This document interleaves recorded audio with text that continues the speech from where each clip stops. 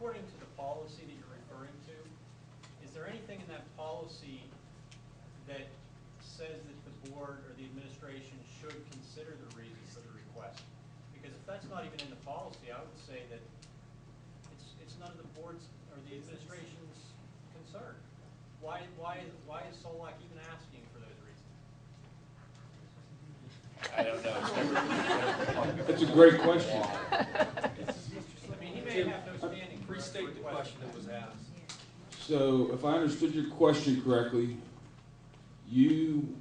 does the policy, the way it's written today, state that a board even needs to approve a transfer request, or is it? On the basis of the reason for the request. I'm saying, No. does the school district even, does the policy require somebody to even give you a reason for asking for transfer? I don't believe so. They ask for a reason, but it could I be don't like think it I states gave in the example of. It could be anything. The babysitters in Katanning, and that's where they want to Yeah, I go. like green and white. I want to go to Katanning. That's right. Yeah. Yeah. I mean, the whole transfer request, you know, I was, you know, one that, you know, suggested that he pull it from last month's meeting. Now, that does put our administration in a bind, waiting another full month to address the issue. But the primary reason I had for that was, one, Rose Stitt wasn't there. John Monroe wasn't there. And I'm just curious, I mean, Rose is on record. I mean, she stated in a public meeting that we would not disallow those transfers. So, in my opinion, I want to hear kind of, you know, where she sits with that. And to Joe's point, one, we've never categorized them before. So this whole wanting to see them categorized, I mean, maybe another delay tactic, you know, I don't know. But to me, and I said it at the meeting the other night, to me, those transfer requests, I mean, we can't have a referendum, but that kind of indicates to me what these people want to do. And the fact that we're going to try to stop them from staying in the school of their choice, to me, that is another sign of them, that group. I mean, it's hypocritical. They're getting those transfer requests too. When I think Jim had mentioned earlier about numbers, it's about numbers. When you do a renovation, it's based on numbers of enrollment in those schools too, the amount of reimbursement you get back from the state.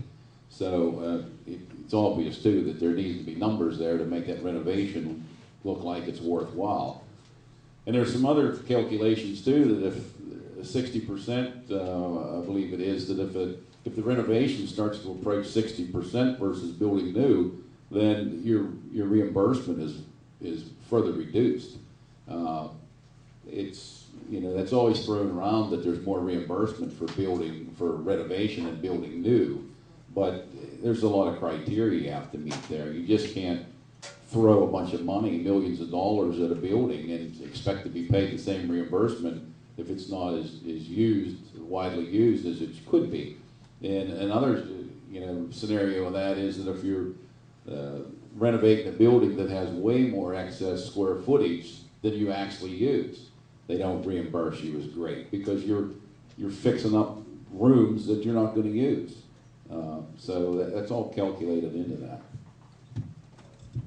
And I just want to say that the question was, what is the forecast for that vote? And I really, maybe I'm still being naive, but I'm really, really hopeful that a few of those board members that have so far just voted along with some of those people, I'm hoping that this is one of those times, and there won't be many, I'm sure, but this is one of those times they'll go against those people who don't want to put the transfers through. I hope they really realize that, number one, you know, it's never been refused before, these transfers, and number two, that they could finally do something that's right and vote to approve those transfers. So I'm hopeful that that's going to happen. So, a follow-up question that somebody gave from the audience: what recourse will parents have if transfer requests are denied? Change your address. Yeah, that's the only option you have at that point. You mean change your address or move? Well, I guess technically you'd have to move, but I know, I mean, I think there's ways around it. You know, you got relative, right? Use relative address. Yeah. I would like to say something.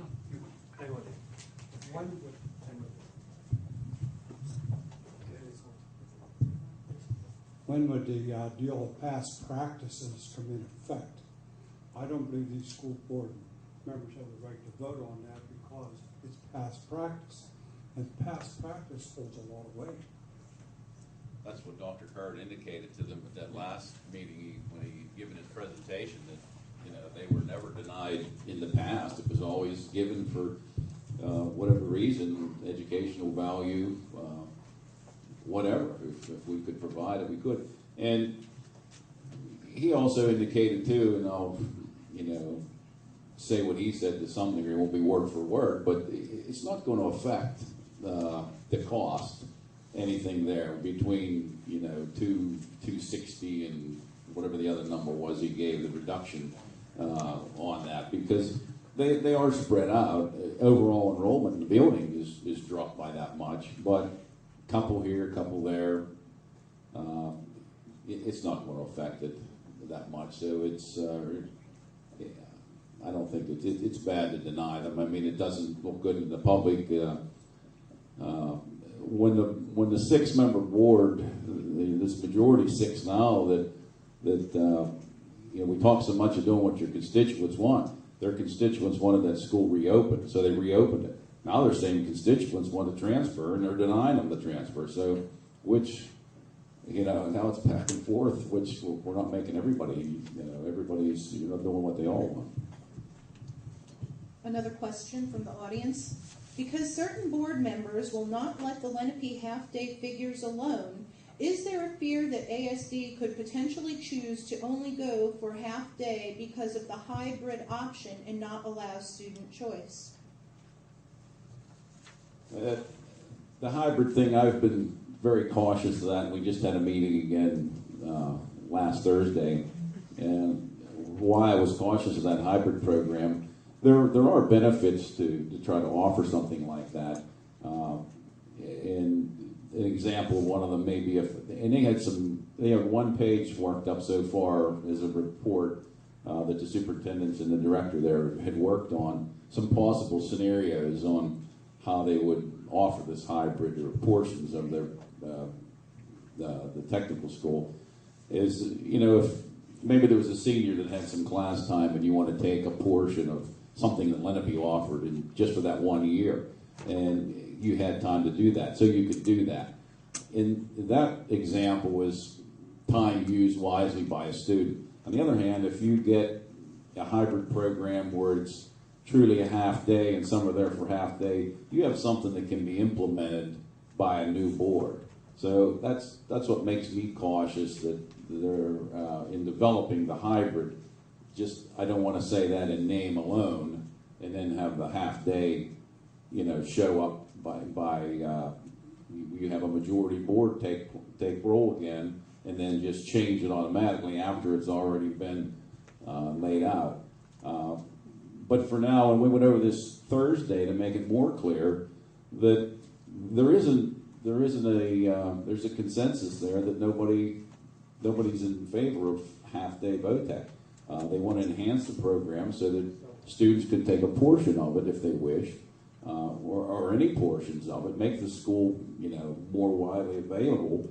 But then we'll see what happens our next meeting in ASD, and we'll come back and we'll hear more about half day again. I mean, when you know, we just argued about it and said it's done. There's no half day. We're not talking about it here. We're not putting it in.